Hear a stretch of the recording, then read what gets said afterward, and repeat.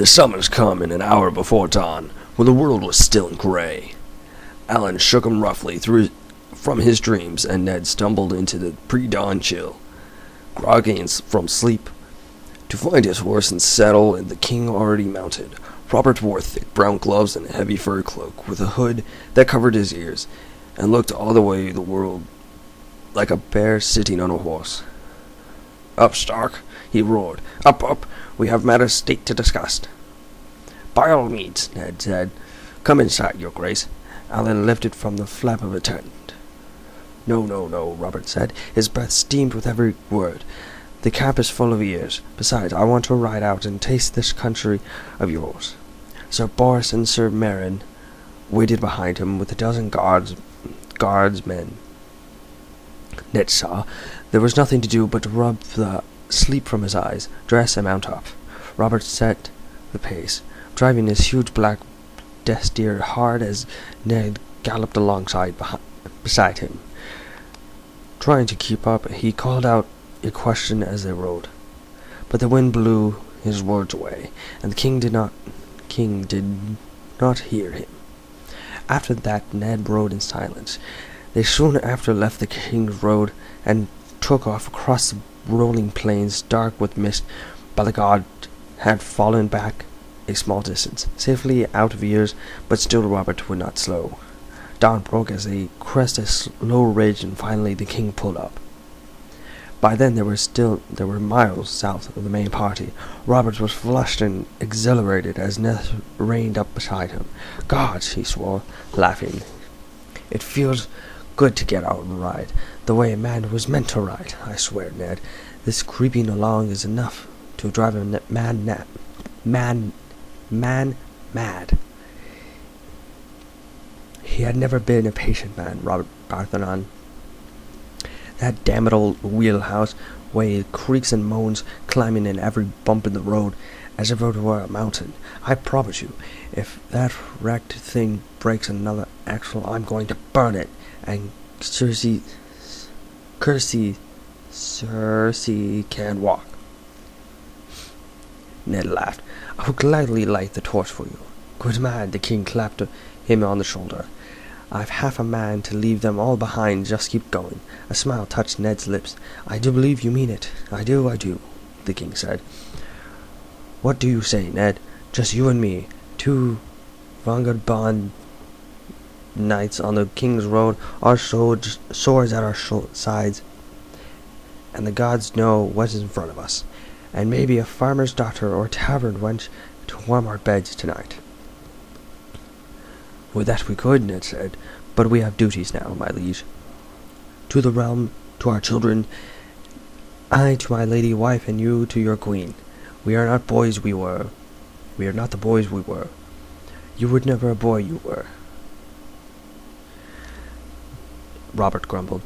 "More is the word, more is the pity, and yet there was that one time where her name, the common girl of yours, Becca. No, she was one of mine. Gods love her. Black hair and the sweet big eyes, and you can drown them. Yours was Lena. No, you told me once. It was Muriel. You know the one you mean, your bastard's mother. Her name was Wela. Ned replied with a cold courtesy, "and I would sooner not speak of her." "Wela, yes," the king grinned. "She must have been a rare wench if she could make Lord Edward Stark forget his honor, even for an hour. You never told me what she looked like." Ned's mouth tightened in anger. "Nor will I. Leave it be, Robert. For the love that you say you bear me, I dishonored myself and dishonored Catelyn in the sight of the gods and men. God have mercy, you scarcely knew Catelyn. I had taken her to wife. She was carrying my child." "You were too hard on yourself, Ned. You always were. Damn it, no woman wants Baelor the Blessed in her bed." He slapped his hand on his knee. "Well, I will not press you if you feel so strong about it. Though I swear, at times you're so prickly. You ought to take the hedgehog as your signal." The rising sun set figures on the light through the pale white mists of dawn. A wide plain spread out beneath them. bare and brown. It's flatness here, and there are releving by long. Low hammocks, Ned pointed them out to his king. The burrows of the first men. Robert frowned. We have ridden into the graveyard. There are barrows everywhere in the north, your grace, Ned told him. This land is old and cold, Robert grumbled, pulling his cloak more tightly around himself. The guard had reined up well behind him, at the bottom of the ridge. Well, I did not bring you out here to talk of graves or bigger about your bastard. There was a rider in the night from Lord Varys, in the King's Landing here. The King pulled up a paper from his belt and handed it to Ned. Varys the Uinch was the King's master of the Whispers. He served Robert Dow as he had once served Aerys Tagarin. Ned unrolled his papers with a trepidation, thinking of Lisa and her terrible accusations, but the message did not concern Lady Arryn. What was the source of this information? Do you remember Sir John Jarhan Mormont? With that I might forget him. Ned said bluntly, the Mormonts of the Bear Island were an old house, proud and honorable, but their lands were cold and distant and poor.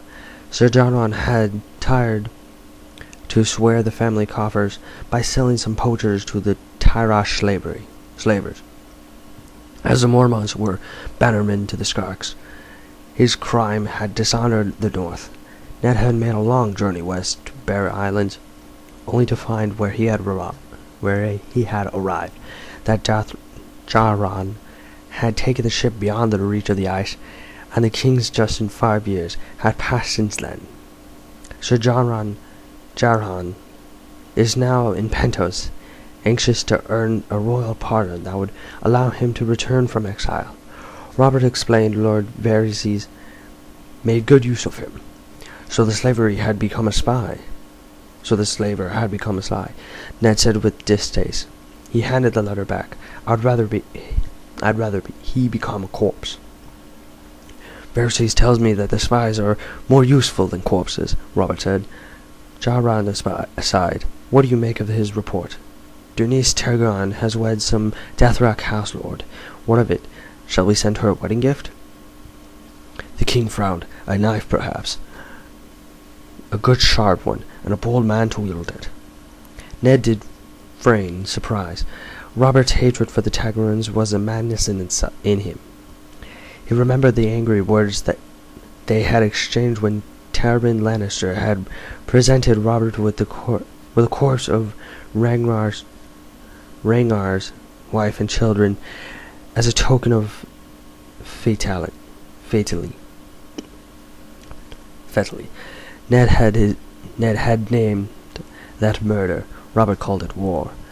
When he had protested that the young prince and princess were no more than babies, he knew Maid King had replied, I see no babes, only dragon spawn. Not even Jon Arryn had been able to claim that storm. Eddard Stark had ridden out that very day in a cold rage to fight the last battles of the war alone in the south. It had taken another death on reconciling them. Lynna's death and the grief that they had shared over her passing. This time Ned resolved to keep his temper. Your Grace, the girl is sincerely more than a child. You are no Twain Lannister to slaughter innocents. This was said that Rhaegar's little girl had cried as they dragged her from beneath her bed to face the sword. The boy had no more than a babe in arms, yet Lord Tywin, soldiers had torn him from his mother's breast and dashed his head against the wall. And how long will one remain an innocent? Robert's mouth grew hard. This child will soon enough spread her legs and started breeding more dragon spawns to plague me. Nonetheless, Ned said, the murder of children, it would be vile, unspeakable, unspeakable, the king roared. What Aerys did to your brother Brandon was unspeakable. The way your father died, he was unspeakable. That was unspeakable, And Ragnar, how many times do you think you raped your sister? How many hundreds of times? His voice had grown so loud that his horse whined nervously beneath him. The king jerked the reins hard, quieting the animal, and pointed the angry finger at Ned. I will kill every Tagaran I can get my hands on until they are dead as their dragons. Then I will piss on their graves. Ned knew better than to divide him when his wrath was on him. But years not quenched Robert's thirst for his revenge. No words would help him. No words would help. You can't get your hands on one, can you? He said quietly. The king's mouth twisted in a bitter grimace. No, gods be cursed. Some pox-ridden pentosh cheesemonger had her brother and whaled up his estate with an appointing an inch around them. And now he's handed them over to the Dothraki. I should have them both killed hundreds years ago, when it was easy to get them. But John was as bad as you, more fool than I. I listened to him. John Arryn was a wise man and a good hand. Robert snorted. The anger was leaving him as suddenly as it had come. This Khal Drogo is said to have 100,000 men in his horde. What would John say to that? He would say not even 1,000,000 Dothraki are no threat to our realm, as long as they remain on the other side of the narrow sea.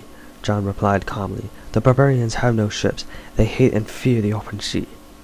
The king shifted uncomfortably on his saddle. Perhaps there are ships to be had in the free cities, though. I tell you, Ned, I do not like this marriage. There are still those in the 7 kingdoms who call me a Esbjörn.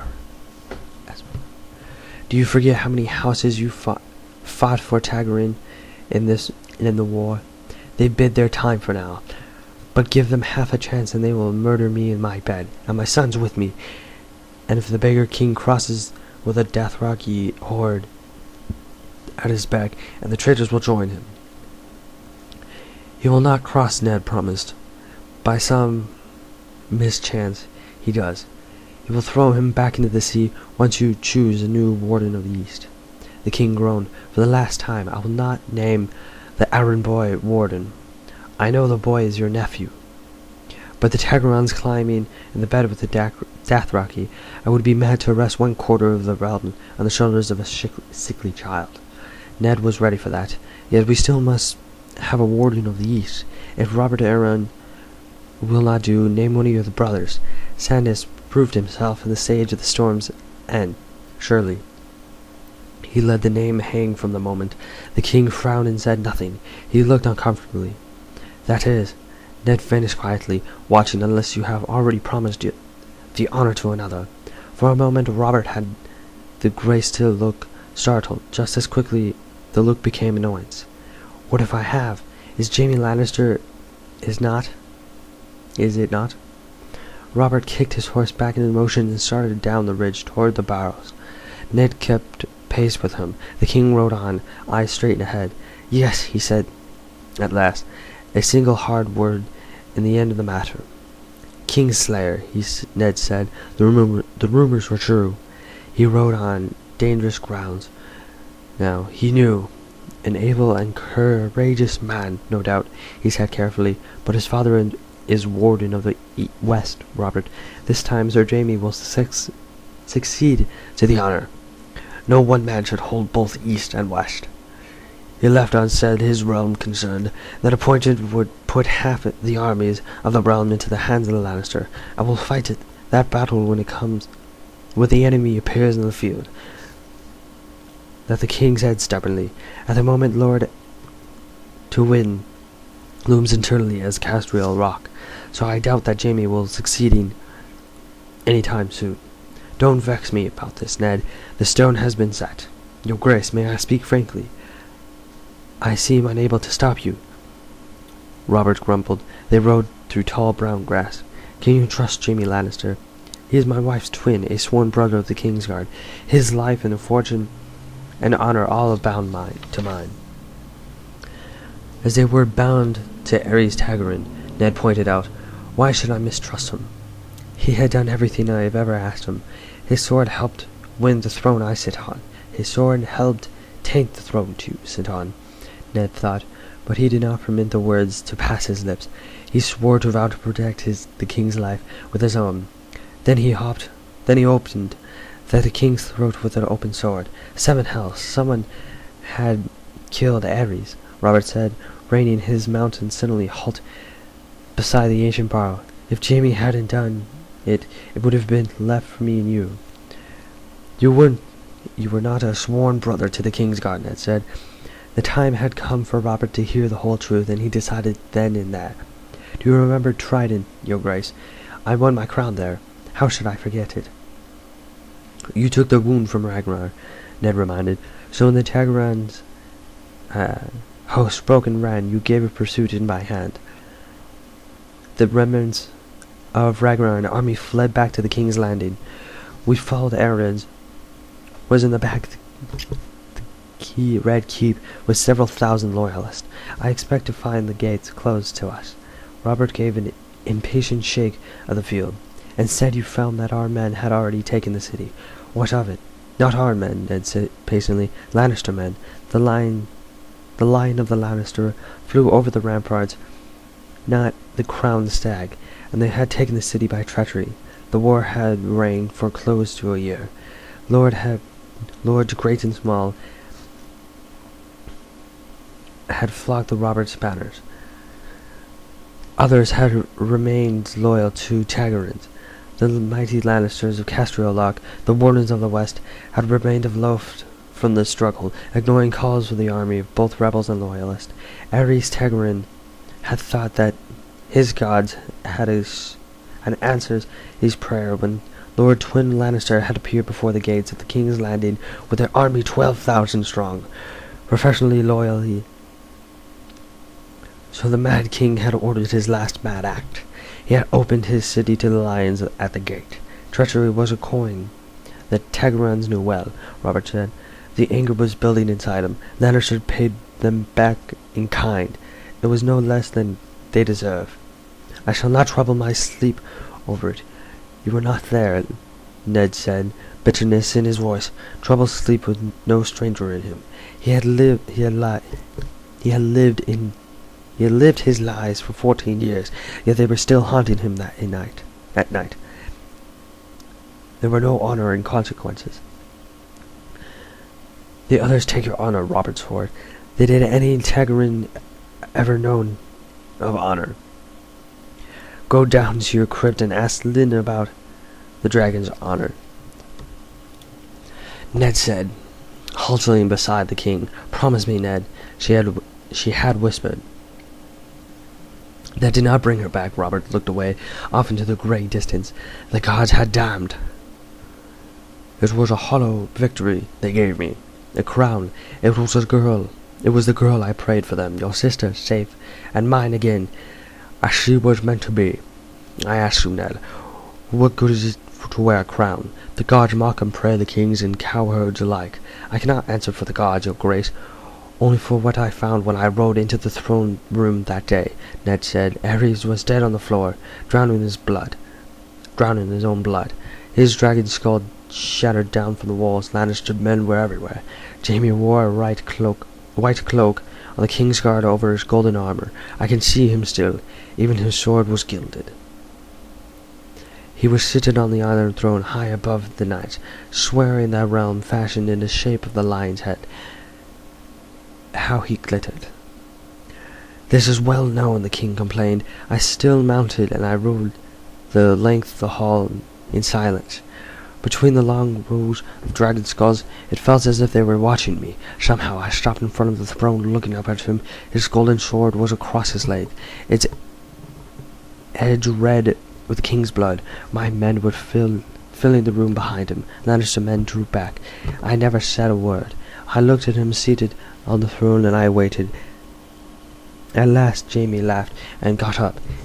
He took off his helm and said to me, "Have no fear, Stark. It was only keeping it warm for our friend Robert. It's not a very comfortable seat, I'm afraid." The king threw back his head and roared. His laughter started the fight of the crows from the tall brown grass. They took the air in wild wings. You think I mistrusted Lannister because he sat on my throne for a few moments?" He shook his laughter again. "Jaime was all of 17, Ned. Scarcely more than a boy. Boy or man, he had no right to that throne." "Perhaps he was tired," Robert suggested. "Killing kings is weary work. Gods know there is no place else to rest at your ass in the damnable room." He spoke truly. It is a monstrous, uncomfortable chair, in more ways than one. The king shook his head. "Well now, I know Jaime's dark sin, and the matter can be forgotten. I am heartily sick of secrets and squabbles, and the matter of state, Ned. It's all tedious and counting coppers. Come, let's ride and you used to know how. I want to feel the wind in my hair again." He kicked his horse back into motion and galloped over the barrow, raining earth down behind him. For a moment, Ned did not follow. He had run out of words, and he was filled with a vast sense of helplessness. Not for the first time he had wondered what was he doing here, and why he had come. He was no Jon Arryn, to curb the wildness of the king and teach him wisdom. Robert would do what he pleased, and he always had. And nothing Ned could say or do would change that. He belonged in Winterfell. He belonged with Catelyn in her grief with Bran. A man cannot always be where he belonged, though. Resigned, Edward Stark put his boots into the horse and set off after the king.